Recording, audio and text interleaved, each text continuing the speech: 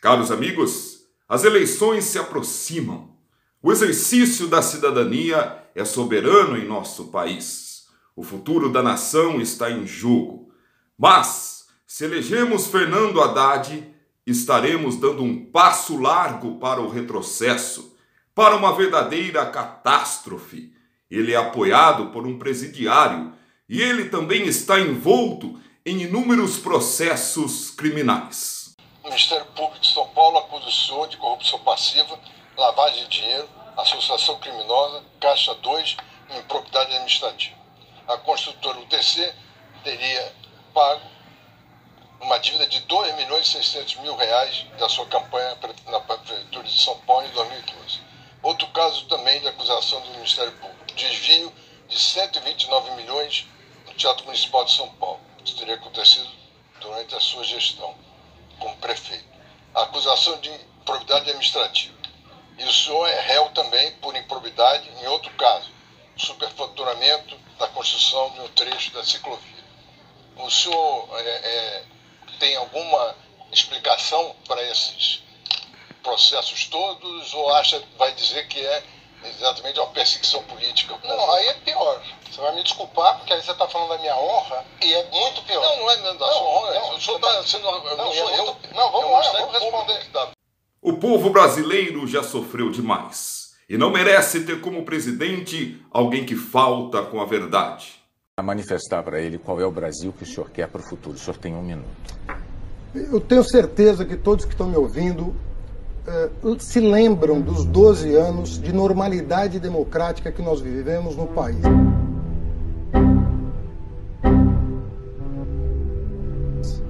Era luz para todos. Era universidade para todos. Era ProUni, eram universidades no interior, eram escolas técnicas no interior, era a transposição do São Francisco, era a Transnordestina. Geramos 20 milhões de empregos em 12 anos na iniciativa privada e no serviço público. 12 anos de normalidade democrática. A partir do momento que a oposição passou a contestar o resultado das urnas, nós passamos a enfrentar essa crise, da qual nós podemos sair em outubro deste ano, se nós recuperarmos o projeto que vinha dando certo. Desenvolvimento econômico com inclusão. O povo é parte da solução, o povo não é problema. Vamos fazer o Brasil ser feliz de novo. Vote 13. Candidato Fernando Haddad, muito obrigado pela sua presença aqui, por enfrentar as perguntas nessa entrevista. Fernando Haddad foi o pior prefeito da história de São Paulo e não reúne condições para administrar um dos maiores países do mundo. O presidente Lula indicou em várias eleições, para eleições, candidatos até então pouco conhecidos da imensa maioria do eleitorado. Os analistas costumam até ter um nome para esse tipo de candidato, candidato poste. Indicou em 2012 o senhor para a prefeitura, para se candidatar à prefeitura de São Paulo. O senhor se elegeu. E 4 anos depois, o senhor que tentou se reeleger não mais como um candidato desconhecido, mas como alguém que tinha administrado por 4 anos a maior cidade do país. E o senhor perdeu a eleição. Aliás, o senhor foi o primeiro prefeito da história, o primeiro candidato à reeleição da história da cidade de São Paulo a perder uma reeleição ainda em primeiro turno. Ou seja, a maioria do eleitorado paulistano desaprovou a sua administração. Eu lhe pergunto, por que os eleitores devem acreditar que agora, apenas 2 anos depois, de novo, o presidente Lula o indica, isso é um ungido do presidente Lula, como candidato à presidência da República, e o senhor não vai ter, de novo, a administração reprovada pela maioria do eleitorado? Bom, marcado no governo Então o senhor está dizendo que os eleitores não sabem votar. Em 2016... Eles puniram o senhor com a não eleição. Erro. Então, esta indução a erro foi um erro do eleitor. O eleitor foi induzido a erro. Então, o senhor disse que o eleitor votou errado. Ele votou errado. Ele votou com as informações que ele tinha. Tá, mas as informações que ele tinha, não é de que o PSDB era de provou errado. E o errado. petista Fernando Haddad, quando candidato à prefeitura de São Paulo, fez uma série de promessas e não as cumpriu. Eu lhe pergunto se as promessas que o senhor não cumpriu não teriam tido um peso grande nessa sua derrota eleitoral em primeiro turno na tentativa de reeleição. Eu vou exemplificar. O senhor prometeu construir 55 mil moradias e entregou 15 mil. O senhor prometeu construir 43 unidades básicas de saúde. O senhor entregou 12 de 43. No fim do seu mandato, havia quase 500 mil de paulistanos, 500 mil pessoas, esperando para fazer um exame médico. Essa fila era uma fila de 500 mil de paulistanos. Na área da segurança pública, o senhor prometeu contratar 2.000 guardas civis. O senhor entregou uma contratação de 600. Prometeu 2.000, entregou 600. O senhor não cumpriu promessas como prefeito de São Paulo. Muito bem. Por que o eleitor haveria de imaginar que o senhor virá a cumprir as promessas que faz como candidato à presidência da República? O Brasil corre grande perigo. Se elegemos Haddad, estaremos soltando Lula.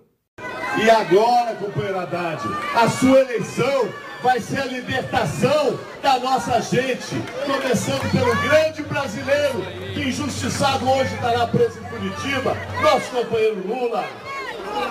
Mas não é só o Lula que nós vamos libertar. Haddad deu uma boa noite a Lula, que estaria assistindo ao debate da TV Aparecida. Mas o ex-presidente está preso ou hospedado em um hotel de luxo com uma bela TV em seu quarto.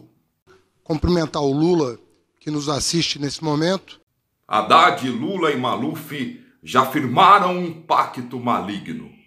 PT e PP de Paulo Maluf fecham aliança para a corrida à Prefeitura de São Paulo. E mal o apoio foi divulgado, a vice de Fernando Haddad, Luiz Erundina, do PSB, afirmou que não aceita aliança com o chefe do Partido Progressista.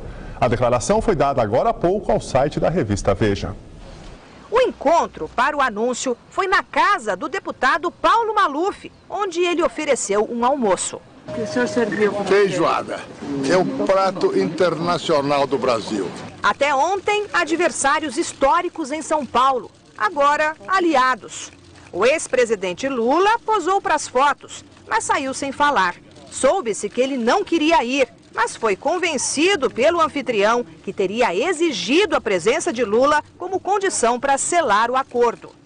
O Partido Progressista também negociava com o PSDB de José Serra. A decisão pelo PT foi tomada depois que o partido de Maluf ganhou mais um cargo no governo Dilma, no caso, a Secretaria do Ministério das Cidades. É o nosso candidato porque eu amo São Paulo e por amor a São Paulo, eu tenho plena convicção que São Paulo vai precisar do governo federal para resolver seus problemas. Para a campanha de Haddad, a aliança significa 1,5 minutos a mais na propaganda eleitoral na TV. O sábio filósofo Olavo de Carvalho definiu perfeitamente Fernando Haddad. Agora, para que saber de alguma coisa num país que tem como ministro da Educação esse o Fernando Haddad?